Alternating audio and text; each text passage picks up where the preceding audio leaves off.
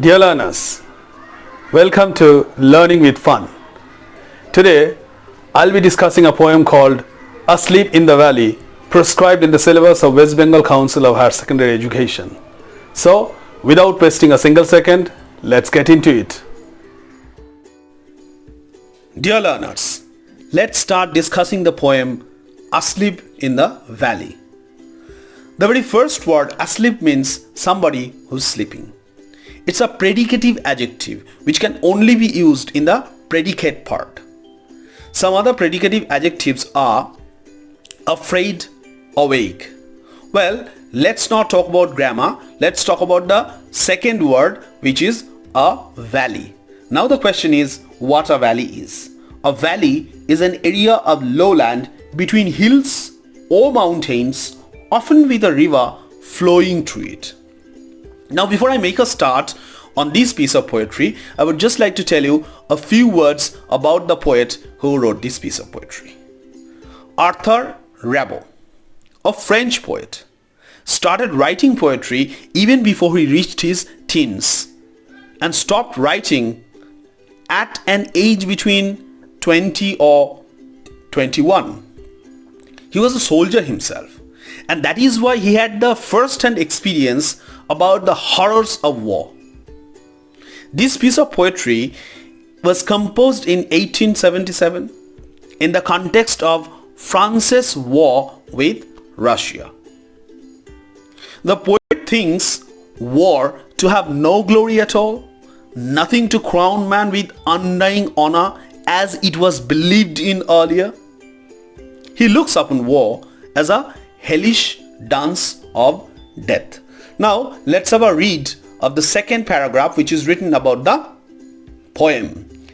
This poem is written in the model of the Italian sonnet that has 14 lines divided as octave and sestet.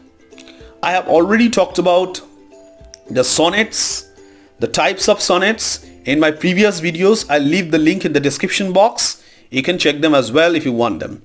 Well, the poet explores the inherent futility of war. This is what the poet deals with in this particular piece of poetry. He talks about the futility, that means the meaninglessness, the uselessness of war. This theme is expressed in the contrasting images of a bountiful nature as background. The poet presents two opposite pictures. In the first picture, he draws the bountiful, the generous nature, and this has been set as the background. And on the other hand, he draws a dead soldier. He talks about the tragic death of a young soldier in the midst of nature's splendor. Let's look at the poem. A small green valley. In the very beginning, I would just like to tell you that this particular piece of poetry is full of symbols. You know what a symbol is? A white pigeon symbolizes peace. A peacock symbolizes pride. Likewise, here the word green symbolizes fertility. It symbolizes vibrancy of life. It also symbolizes youth. So, in the very beginning of the poem, the poet draws a beautiful landscape. The poet draws a beautiful pen picture. There is a green valley where a slow stream flows. The word stream means a small river, a brook, a rivulet. Well, so he draws a green valley with a small river flowing, and leaves means the stream forms long strands of silver. Strands refer to the thread or ribbon. Actually, if somebody looks at the river full of light, full of sunlight from a little distance, one can imagine or one can see that the river looks like a silver belt, like a silver thread. Why silver? Because the sunlight has filled the area. That is why the river looks silvery. On the bright grass. The grass also has become bright because of the sunlight. From the mountain top stream the sun's rays. We have the word stream again. The first word stream is a noun which refers to a small river. And the other word stream, which has been used again, has been used as a verb. And this means to flow like a river. As a river flows, the sunlight also flows down from the peak of the mountain, from the top of the mountain. They fill the hollow. They means the rays of the sun fill the hollow. Hollow means the hollow refers to the cavity. It refers to the green valley lying between the mountains, lying between the hills. And the sun's rays fill the space with light. And after that, the poet presents another picture, a type of picture opposite to the first one we have already gone through.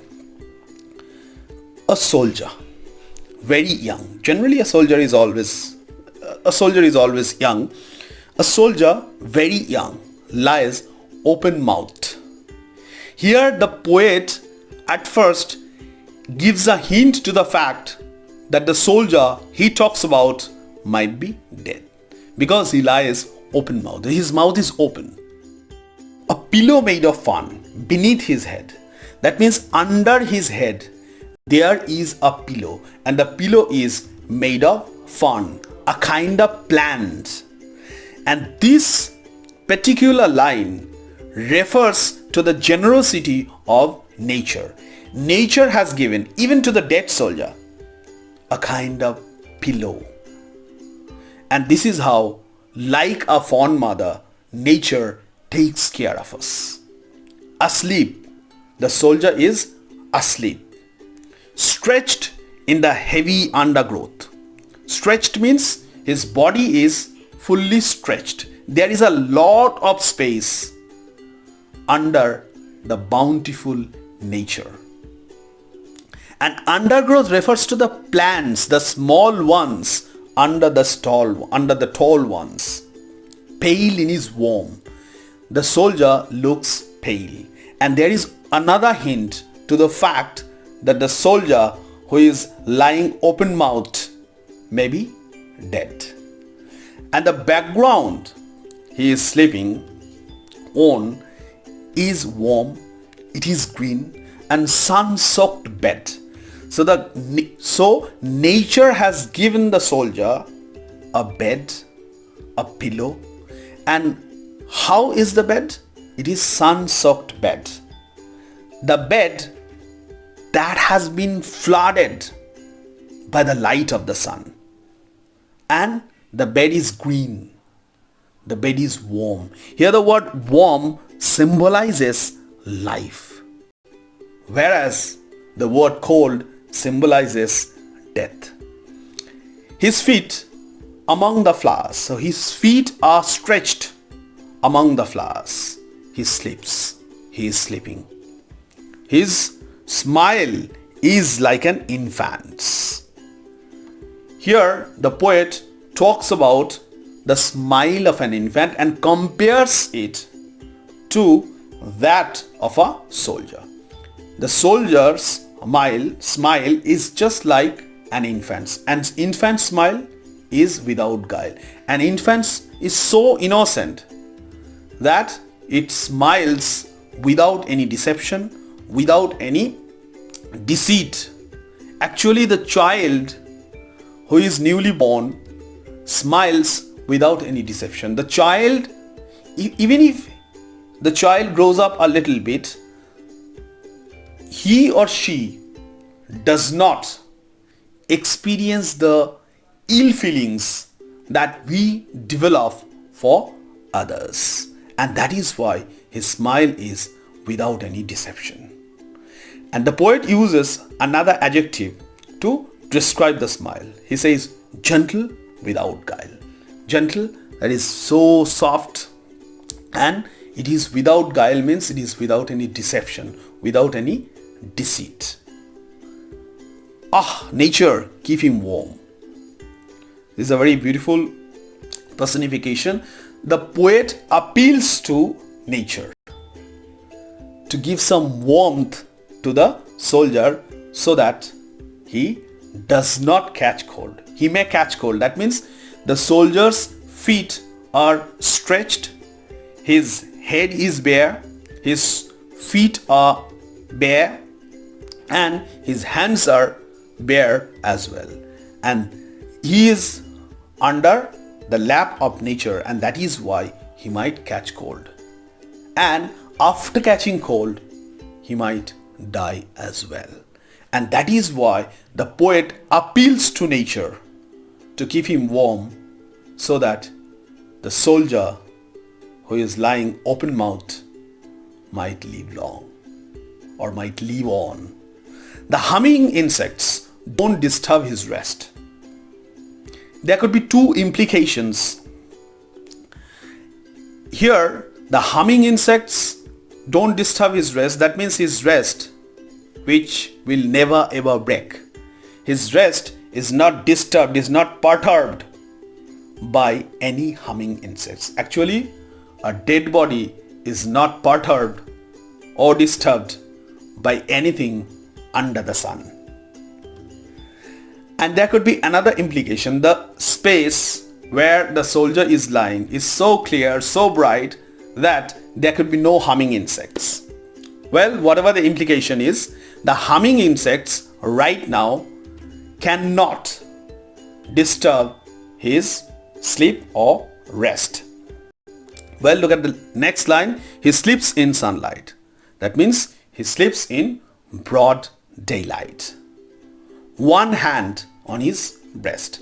So he has kept one hand of his on his breast at peace. He is sleeping peacefully. In his side there are two red holes, and here the suspense is broken. The poet finally talks about the soldier who is already dead. And here two red holes refer to the bullet holes.